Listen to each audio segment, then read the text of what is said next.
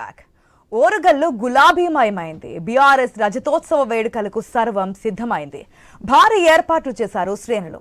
కార్యకర్తలు నేతలు తరలి వస్తున్నారు. ఎటు చూసినా ఎల్కతుర్తిలో సందడి కనిపిస్తోంది.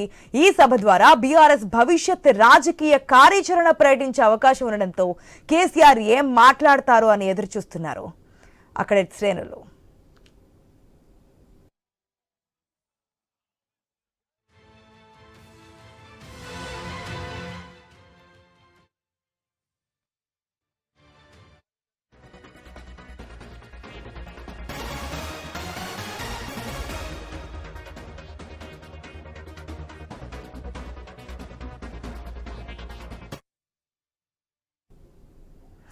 మనం గత 3 రోజుల నుంచి అక్కడ ఏర్పాట్లు స్టార్ట్ అయినప్పటి నుంచి కూడా మినిట్ టు మినిట్ అప్డేట్ అందజేస్తున్నాం. మరికొన్ని గంటల్లోనే రజతోత్సవ సభ, భారీ బహిరంగ సభ అయితే జరగబోతోంది. దానికి సంబంధించిన అప్డేట్స్ తెలియజేయడానికి సిద్ధంగా ఉన్నారు విజయభాస్కర్. విజయభాస్కర్, ప్రజెంట్ మీ దగ్గర బీఆర్ఎస్ శ్రేణులు కూడా ఉన్నట్టుగా తెలుస్తోంది, లైవ్ లో మనకు కనిపిస్తున్నారు. ఏర్పాట్లకు సంబంధించి కేసీఆర్ స్పీచ్ ఏ విధంగా ఉంటుందనేది వారిని అడిగి తెలుసుకునే ప్రయత్నం చేయండి. సరిగ్గా 24 సంవత్సరాలు పూర్తి చేసుకొని 25వ సంవత్సరం రజతోత్సవ వేడుకలకు వరంగల్ జిల్లా ఎల్కతుర్తి వేదిక అయింది. అయితే కేసీఆర్ స్పీచ్ మీద ఉత్కంఠ నెలకొంది. మాజీ సీఎం ముఖ్యంగా కాంగ్రెస్ పాలనకు సంబంధించి వైఫల్యాలను నిండగూడుతూనే 420 హామీలు నెరవేర్చలేదంటూ ఇప్పటికే బీఆర్ఎస్ శ్రేణులంతా కూడా ఇప్పటికే దుమ్ముక్కిపోతున్నటువంటి పరిస్థితి. ఈ నేపథ్యంలో కేసీఆర్ స్పీచ్ ఏ విధంగా ఉండబోతుంది, ఆ పార్టీ శ్రేణులు ఏ విధంగా చెప్పబోతున్నారని తెలుసుకునేటువంటి ప్రదేశం ఇక్కడ కార్యకర్తలు ఉన్నారు. వారిని అడుగుదాం. చెప్పండి, ఏ విధంగా ఉండదు అనుకుంటున్నారు?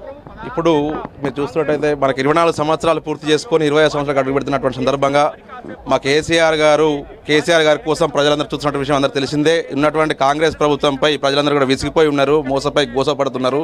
ఆ విషయాన్ని కూడా అందరూ గమనిస్తూ ఉన్నారు ప్రజలందరూ కూడా. దానికి గుణంగానే కేసీఆర్ గారు ఈరోజు ఏం చెప్పబోతున్నారనే విషయాన్ని ఆసక్తిగా వినడం కోసం దూర ప్రాంతాల నుండి కూడా మన తెలంగాణ రాష్ట్రం అంతటా కూడా ఇక్కడ రావడానికి ఏర్పాట్లను చేయడం జరిగినది.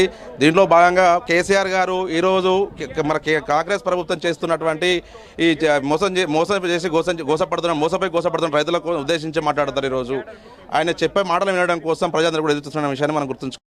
దీన్ని అందరూ కూడా గమనించాలి. మా కేసీఆర్ గారు ఏం చెప్తారు వినడం కోసమే మేము గత 5 రోజుల నుంచి ఇక్కడనే ఉండి ఏర్పాట్లు చేస్తూ సార్ మాటలు వినడం కోసం ఎదురు చూస్తూ ఉన్నాం.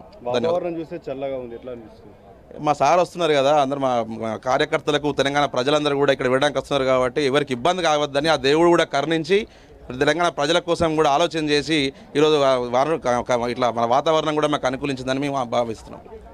చెప్పండి, మీరు ఎక్కడికి వెళ్ళి వచ్చారు? మేము సిద్దిపేట నుంచి వచ్చామండి.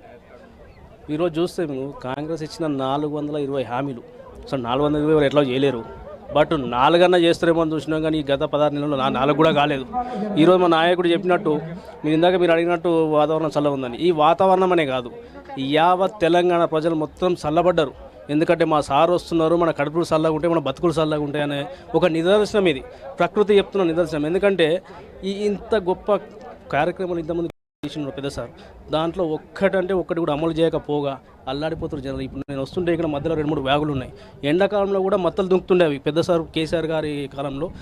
ఎండాకాలంలో కూడా మత్తలు దుంకే పరిస్థితి. కానీ వాళ్ళు చూస్తే మన జనాలకు ఇచ్చిపెట్టండి, సాగునీరు పక్క పెట్టండి, తాగునీరు కూడా దిక్కులేదు. లాస్ట్కు గోదాలకు ఎడ్లకు కూడా నీళ్ళు దిక్కడం లేదు. సో ఇంత అల్లాడిపోతున్న ఈ తెలంగాణ ప్రజలు గత 16 నెలల టైం ఇస్తేనే ఇంత అల్లాడిపోతే మీరు ఆలోచించండి, ఇంకా 5 సంవత్సరాలు 10 సంవత్సరాల కాలం ఇట్లా వాళ్ళకి టైం ఇస్తే ఇంకా జనం ఎంత అల్లాడిపోతారు. అందుకే కేసీఆర్ గారు ముందే గ్రహించి నా తెలంగాణ ప్రజలు ఎట్టి పరిస్థితుల్లో ఆగం కాకూడదు, వాళ్ళను ఎట్టగేసి గడ్డగేయాలనే ఉద్దేశంతోనే ఇంత 16 నెలల తర్వాత మౌనం విడిచి మళ్ళీ ప్రజల్లోకి వస్తున్నాడు. సో ఆయనకు జీవితాంతం రుణపడపడుతున్న మా కోసం పనిచేసిన పెద్దసారికి ఆ దేవుడు అష్టరోగాలు ఆరోగ్యాలు నిండుగా సంపాదించి మా అందరికీ సపోర్ట్ చేయవలసిందిగా మేము అందరికీ కోరుతాం. ఒకటి కాకపోతే ఏంటంటే మనం కూడా ఆలోచించాలి. అయిందో చేదో అయిపోయింది, బట్ ఇప్పటికైనా జనాల కనువిలుపు కలిపిందని నేను అనుకుంటున్నా. ఈ కాంగ్రెస్ పార్టీని ఏదైతే నమ్మి మోసపోయారో ఇక మోసపోయడానికి ఎవరు సిద్ధంగా లేరు. కేసీఆర్ మళ్ళీ రావాలి, మళ్ళీ మా కార్యకర్వాలి, మళ్ళీ పచ్చగా మన తెలంగాణ పండాలని చెప్పి మనం చూడొచ్చు. మొత్తానికి బాహుబలి వేదిక సిద్ధం చేశారు. దాదాపు 500 మంది కూర్చొనేలా పెద్ద ఎత్తున ఏర్పాటు చేశారు. స్క్రీన్లు కూడా ఇప్పుడే ఆన్ చేశారు. పాస్ ఇస్ బ్యాక్ అంటూ కూడా పెద్ద ఎత్తున స్క్రీన్లలో చూడొచ్చు. మొత్తం సభా ప్రాంగణంలో కూడా 24 ఎల్ఈడీలతో పాటు 24 డీజే సౌండ్ సిస్టమ్ ఏర్పాటు చేసి పెద్ద ఎత్తున ఏర్పాటు చేశారు. ఒకవేళ సాయంత్రం పూట వాతావరణ హెచ్చరికల మేరకు వర్షం ఉన్నప్పటికీ కూడా వాటి తట్టుకునేలా ఏర్పాటు చేశారు. ఇక సభ ప్రాంగణానికి వచ్చేటువంటి కార్యకర్తల కోసం, ప్రజల కోసం వాటర్ క్యాన్లతో పాటు వాటర్ ప్యాకెట్లతో పాటు మజ్జిగ ప్యాకెట్లు, అదేవిధంగా మెడికల్ కేంద్రాలను కూడా ఏర్పాటు చేసి మొత్తం కూడా కార్యకర్తలకు అందుబాటులో ఉండేలా చేస్తారని చెప్పొచ్చు. దాదాపు 1250 ఎకరాల్లో ఏర్పాటు చేసినటువంటి సభా ప్రాంగణం అనుకున్న, పార్కింగ్ స్థలాలు అనుకున్న, బాహుబలి ప్రాంగణం అనుకున్న ఈ సభకి హైలైట్గా చెప్పుకోవచ్చు. 2005లో మొదటిసారి, 2010లో రెండోసారి, 2025లో మూడోసారి పెద్ద ఎత్తున సభా ప్రాంగణాన్ని ఏర్పాటు చేసి రజతోత్సవ వేడుకలు కూడా పెద్ద ఎత్తున నిర్వహిస్తున్నటువంటి నేపథ్యం అయితే కనిపిస్తూ ఉంది. మరో